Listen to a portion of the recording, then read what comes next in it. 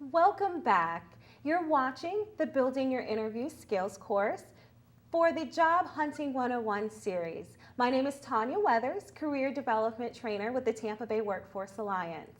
And I am still here with Heather and Debbie, and they are employers from local employment here in Tampa Bay area. Now, there is a question that I wanted to ask. Before, in our past series, we were talking about the common questions, and there's one that I wanted to make sure I asked you, and that is, when it comes to the questions that the job seeker has to ask, what do you like to have someone ask you? What is a good question versus a bad question to ask? I know sometimes we get questions such as, how soon do you plan on making a decision? How do you feel about that?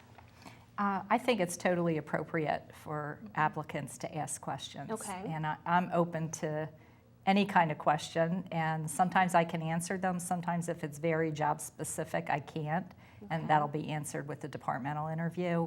But I think it shows interest. Many people will jot down some questions and bring them with them, and I think that just shows they were trying to be prepared and get answers. So I totally think it's appropriate. It's okay. Okay. What about you, Heather? I agree. I expect them to ask questions, and I think it's important too. A lot of times people do come with questions jotted down, and then maybe inadvertently the questions already get answered. They should still have some in their back pocket that they're prepared to ask, because as a candidate, if you don't ask any questions, it looks like you're not interested. It looks as though you got through the interview and you're like, it's not for me after all. So I think it's important to ask. Now, how do you feel about that? When are you going to make a decision? Am I the candidate that you're going to pick? How do you feel about that question in particular? I think, again, it's totally appropriate, and they should know how quickly a decision will be made. Okay. Many times it can be in a few days, and sometimes it's going to be a few weeks. And I think to be honest with people about that, so that they know kind of what to expect and time frame to expect, is fine. Okay. All right, perfect. Now I want to get into the segment about follow-ups. Follow-ups is my favorite part of job searching, because I think it's the most important part. I really do. Because you've had that moment to sit down with the interviewer and talk to them about your skills, about your experiences. But if you don't follow up, sometimes it also shows you're not interested. Sometimes you think, oh, well, okay, I met that person for a few moments and now they're gone and I'll never see them, and I think they might not be interested. So I want to talk a little bit about that. Now, if someone were to interview with you and you say, I'll call you back in a week, and you don't, do you want them to call you? I don't know if it's a matter that I want them to, but I think it's appropriate if they do. You do? I don't think it's, offensive or anything like that, because recruiters are very busy, and it might be that they really are just working on, filling another position. So I think that's perfectly fine. It's perfectly fine. Now, how soon should they call you? I would probably give it at least a week. A week. And everyone has differing opinions. I think an email would probably be better than a voicemail. Okay. A lot of times you're more likely to get a response, and maybe a faster response through email. It's quicker for somebody to reply back to you in email than it is for them to pick up the phone and potentially have a conversation. So that might get what you want faster. Okay. I think if the person that you've interviewed with has given you some idea of what will happen, to follow whatever that idea is a good idea. So if a time frame was given, say of a week, and you don't hear in a week, I think it is appropriate for you to call back. Call them. If your final guidance was that if we wish to pursue, we will contact you again, then I don't think that's a good idea if that was your parting word for you to call. Okay. And I totally agree too about the email often is a quicker, better way to do it than a phone call. Okay. Okay. Now, how do you feel about over follow-up? I always say don't over follow-up. I agree.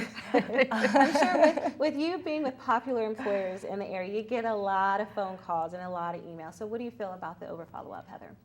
I think that if you over follow up, personally, you really can do yourself in. You may have been a strong candidate, but if you are constantly calling or emailing, then you become not such a pleasant thought in their mind. So I would definitely, I think it's important to listen to what Debbie said and think about what they last said. If they said a week, wait a week. And you know, after a certain point, I would probably just stop following up. Stop following up.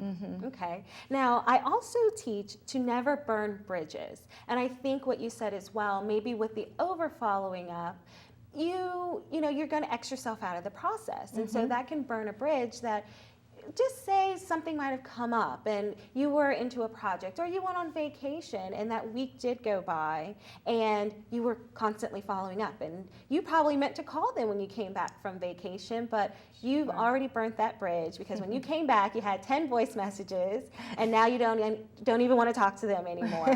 So I always teach to never burn those bridges because, again, you never even know when another job might pop up. You know, 6 months later, there might be another job you're interested in, but they remember that you left 10 voice messages on their voicemail and they're not even going to touch your resume again. So I always say never burn those bridges. Never burn those bridges.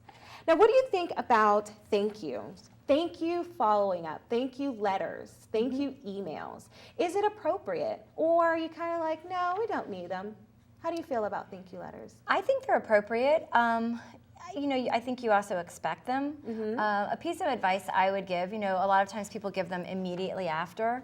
I always think it's a good idea to, you know, keeping within the guidelines of 24 hours, but maybe push it to 24 hours because, again, let's say your interview was in the afternoon on a Tuesday, maybe wait till Wednesday to follow up because, again, you're, you know, refreshing their memory of you rather than, you know, you turn around and an hour later the email is there. Not that it's a bad thing, but I always tell, you know, I would tell the candidate, take advantage of the opportunity to, you know, remind them of your name again, remind them of the interview. Okay. I always say because you want to say that you're respecting their time. Thank you for your time. Thank you for the opportunity. I also believe that it's another way, another chance to highlight your skills and to stand out from the crowd with that thank you letter. I also believe that it's another way to express your interest. Again, that you are still interested in the position and you didn't just meet someone for an hour and went home and just waiting for them to call you. Right. You know, so it does just demonstrate your interest. And as well, I think it's a great way to clarify any questions that might have come up. I always say, let's say the interviewer asked you about your certifications, your nurse certification or your CPR, and you didn't have it with you. But maybe in that email, that follow-up email, say, you know what, Debbie, I know you asked me about my CPR card. Here's a copy, just to know that I do have it. What do you think about that? That's helpful. It's helpful. Okay, because I think it's a really great way just to clarify what might not have been so clear in the interview. Right. All right, so here's some rules, some simple rules that I always give. And send within the 24 hours. I definitely think that's a good tip. No spelling or grammar errors. No spelling or grammar, because again, it makes it seem less professional, that you might not be as skillful as we thought you were, because you have spelling and grammar errors, so we don't want to do that. Send by email and mail. Send by email and mail. Now, you said before not so much the mail, or you actually said not so much voicemail. Okay. Yeah, I mean, I think that a handwritten letter is fine, but the thing about it is it's not going to be as timely. So keep in mind in the conversation that you had with the recruiter, how quickly are they looking to fill it? If they're going to be making a decision this week, you know, the mail, you might miss an opportunity. Whereas an email, you're going to get the opportunity to follow up a lot faster. And I certainly wouldn't expect to hear back from the recruiter because most, you know, a lot of times they don't respond. But they might. And then again, that's giving you the opportunity to keep the rapport going that you built with them during the interview. So my recommendation again would be email. The other advantage to email is that if they have gone on second interviews, say with the department manager, it's an easy way for the recruiter to forward it so that actually their email's being shared. That's true. Okay, good tip. Also to personalize to each team member. Okay, if there was a panel of interviewers, to personalize it individually to each one of those people and not just to the group of interviewers. Okay, and there are thank you letters online as far as templates. I do want the watchers to know that. Again, that's www.workforcetampa.com. You can find those templates there. Now, I want to talk about the accepting an offer. We had a great interview and you were interested in the candidate, okay? So we want to know, is it okay to take time to consider the offer? And I always say this, you know, take that time because we have so many things going on in our lives. We have, you know, the cost of gas, our family obligations, the living costs, and all of these things that we need to consider when it comes to whether or not we're taking a job opportunity, our happiness, the company's culture, our goals, our own professional goals is something else that I know that it involves with accepting an offer. Now, how long do you think that someone should wait? If they're going to take that time, how long? I would like, after a person has interviewed, that they've already begun to think about those issues. So that before they ever get the offer, hopefully they've considered most of those aspects. Okay. I think if people need to consider a few extra things at the end, it's okay to say, I need a little bit more time to consider all this. I would suggest that the least amount of time that you need to do that is better. Okay. Because again, the competition for any one position can be pretty high. There probably are other highly qualified people for it. And if a position is open, usually that means they need that worker in place.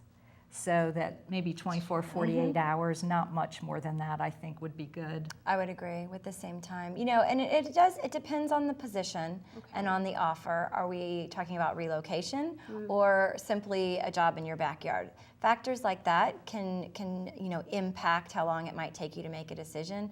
But again, like Debbie said, hopefully the candidate has been thinking about this throughout the process. Okay. Well, again, I want to thank you, ladies, and I'm sure that the viewers are very helpful. Thankful rather that you are here giving from the employer's perspective. Thank you so much for that. Thank you. And thank you for watching. Again, my name is Tanya Weathers with Tampa Bay Workforce, and you are watching Building Your Interview Skills for the Job Hunting 101 series. Thank you so much. Take care.